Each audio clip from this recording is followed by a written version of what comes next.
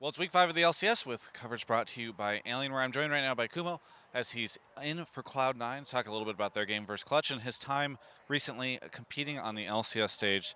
So first off, Kumo, can you talk to me a little bit about the story involving how you kind of found out you were going to be competing on stage and what this experience has been like for you?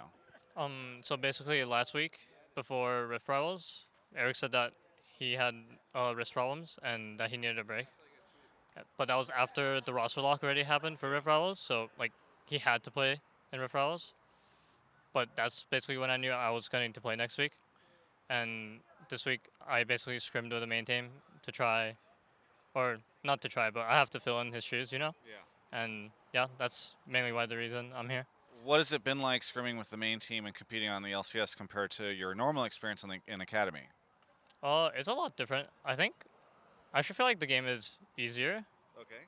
but it's a lot more fast paced. Like, just everyone is a lot better at the game, and communication wise, I think Zazel does a lot, and I like playing with Zazel a lot. Like, he helps me like provide a lot of information, and feels like with that I understand what is happening more, and it just feels easier to play the game. So is this you just have more resources essentially with all the information he's giving you? Yeah, basically.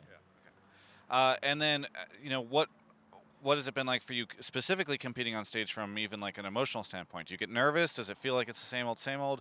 What is that whole experience like? Actually, I don't get nervous as much anymore. I think, like when I first started before, I got really nervous. Like, I can hear my heart pounding, but right now it's just more relaxed, I think, and calm. Why is that? Is that like the vibe on the team, or what do you think, or just experience, or what's giving you that? Not sure. I mean, it could be the experience, but I think I just feel comfortable. Do you have any idea how long you'll be in for Licorice? Uh, no clue. Okay. I think it's based on Reaper and obviously, like my performance and Eric's performance. Do you feel pressure at all to prove yourself, or do you feel like you're on the line here or anything?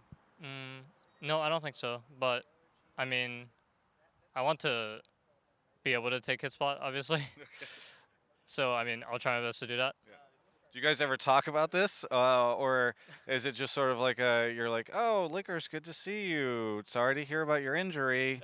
That's unfortunate. Yeah, I mean, I don't think we specifically talk about it, but I mean, I think we both know. Yes. Yeah. And you're gunning for it. Yeah, I'm going for it for sure. Cool. How do you feel like you've been doing the last 2 days? I think I did quite well, honestly, with what I was working with, because I only scrimmed for a week, and I think I did decently well in the game against TL. And then today, I got carried pretty hard, but I was still pressuring the map and pulling people towards me, which was pretty good. Have you identified any issues in these games that you really want to work on for yourself over the next week? Yeah, I think laning phase actually I might need to work on that a bit more, because feels like I was getting, or I wasn't getting like destroyed per se, but I was falling behind, I think, in lane, like, especially after 7 minutes or something. All right, so still working on laning phase and going, but you feel pretty comfortable, and you're like, this in your mind is your chance to prove yourself and try to keep the spot. Yeah, for sure. I want to keep the spot if I can. Very good. Well, is there anything you want to say to any of the fans out there? I mean, it means a lot. I think a lot of people people have always been wanting for me to play in LCS and excited for it, and I'm really thankful for everyone that's supporting me. Well, thank you so much for the interview. Best of luck. It's exciting to see what ends up happening over the next couple of weeks. For everyone else, you can check out the rest of my coverage of all things esports right here on my YouTube channel. Thanks so much for watching that interview. I want to show you guys something very special. I'm going to take this off. Wait, I can't. Okay, there we go. So this is a Balenciaga shoe. I would never normally buy these. These are triple S's, but they were a gift given to me by some friends, and kind of a complicated story. But two of the friends were Brodin. Wait, three of the friends: Kobe, Brodin, and Peter Doublelift. And these are really expensive. I would never buy them.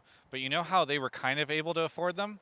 Well, Kobe gets paid by Riot, which is sponsored by Alienware, and Brodin gets paid by me, and I'm sponsored by Alienware, and Peter gets paid by Team Liquid, who's sponsored by Alienware. So in a way, I have these really fancy shoes because of Alienware.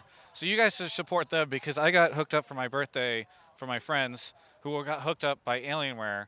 And you can go to alienware.com/Travis and use code Travis10 off to also get hooked up by Alienware. This is a long outro.